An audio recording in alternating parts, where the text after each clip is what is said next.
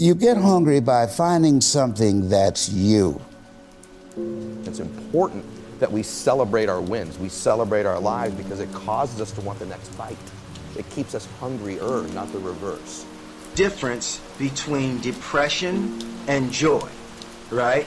And I think it's purpose, right? It's like when you wake up in the morning and your life means something to somebody other than you, that you have a purpose. If you don't go do the things that you're going to do, people's lives will suffer. And I think that that kind of purpose, that like to live in service, not to you, but to live in service to humanity, to live in service to your family, to live in service to your church, to your city, to your country, to the world. Living in service is that, I feel like that is the purest form of joy. Turn your wounds into wisdom. You will be wounded many times in your life. You'll make mistakes. Some people will call them failures. But I have learned that failure is really God's way of saying, excuse me, you're moving in the wrong direction. It's just an experience. The reason that most people are not successful, or not wealthy, is not because they set their goals too high and miss them. It's because they set them too low and hit them. Get that? It's not because you set your goals too high and miss. You set your goals too low and you hit them. And you get caught up in the average daily struggle of averageism and mediocrity. That's what kills people. So when people try to figure out how to make $1 million, they have no idea how daunting that is. Because if you know how to make $1 million, you go make it tomorrow. But since you can't figure out how to $1 million idea, you go somewhere and sit down. That's the wrong approach. If you apply your gift, your God-given gift that he gave you, you have millions already at your disposal. If you break it down inch by inch into things essential, or the 10 by 10 theory, which is very simple. You don't need $1 million idea, you need a $10 idea. You need something that you do, your gift that God gave you, to make $10. That's all you got to be able to know. I don't care if it's cutting hair, cutting somebody's grass, washing somebody's car. I don't care if it's mowing somebody's lawn. I don't care if it's driving people to their destinations. I don't care if it's babysitting. I don't care if it's baking cookies or pie. You have some braiding somebody's hair. You have something that you can do so well that someone will give you $10 for it. Write my paper for me. Do this for me. Somebody give you $10 for it. Once they give you $10, all you got to do is whatever you did to get that 10, do it 10 more times. You now, my friend, have $100.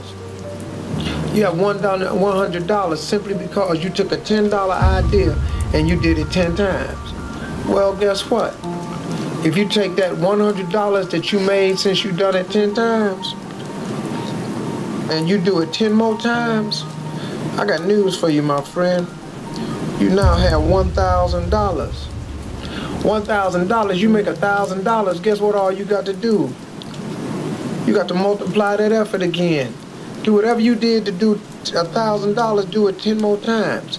My friend, you now have $10,000. You got $10,000 now. Imagine if you was making an extra $10,000 a month. Just imagine if you was making an extra $10,000 a month. That's $120,000 a year.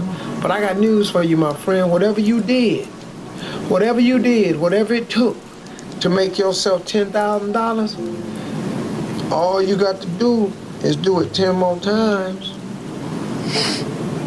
10 more times, my friend.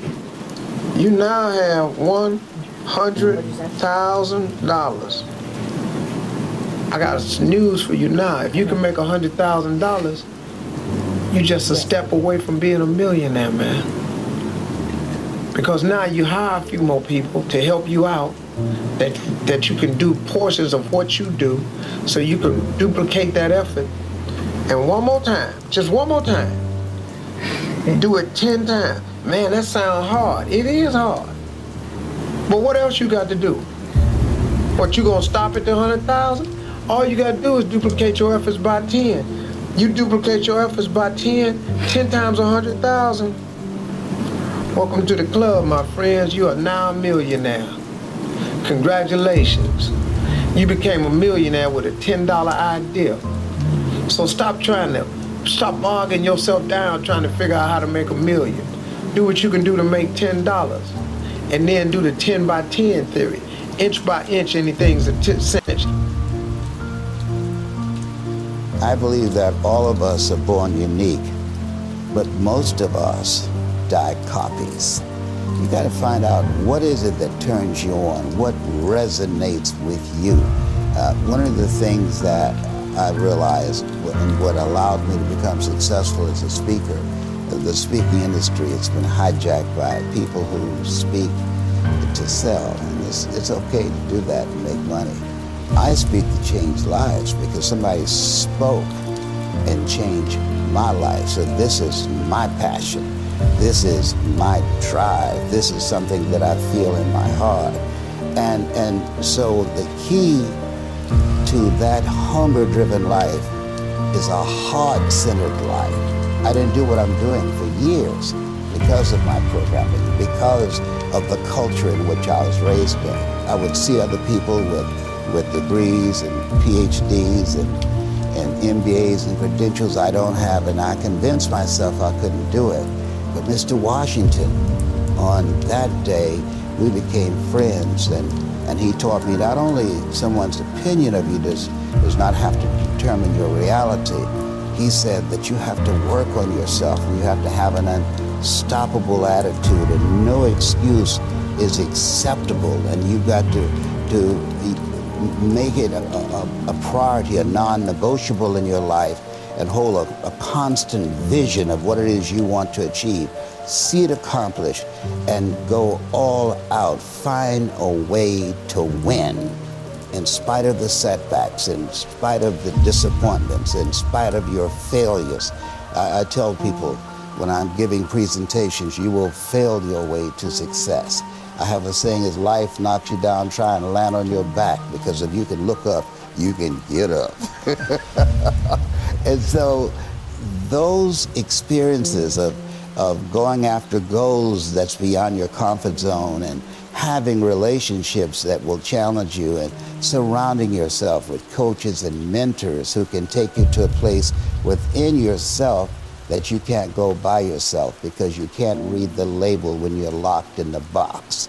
And so those experiences, they challenge you to go to that next level and continue to move forward in your life, doing new and exciting things that eye has not seen, ear has not heard, nor is in the heart of mankind what God has in store for you when you live a heart-centered life, deciding that you're going to live a life that will outlive you. You're going to live a life that counts, a life that will build a legacy and change the planet. You know, Horace Mann said, we should be ashamed to die until we've made some major contribution to humankind. I think that identifies most people's lives. In other words, average becomes sort of like this slow asphyxiation. It's almost like an anesthetic.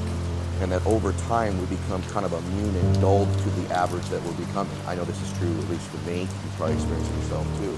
And so over time we sort of minimize where we're at. In other words, I'm a little pudgy instead of being, no, you're a fat ass, right? You don't magnify the degree to which the pain ought to be affecting you.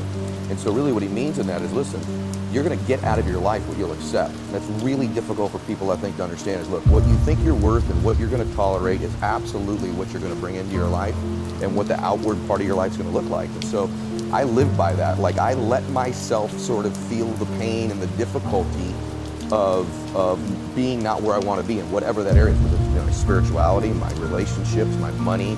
I let myself feel that pain because, as you know, there's two motivators, right? There's the gaining of pleasure, right? Wanting to go get something, chasing the dream.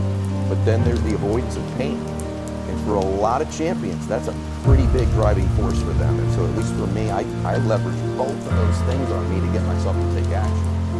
I remember being taken off the air in Baltimore being told that I was no longer being fit for television and that I could not anchor the news because I used to go out on the stories.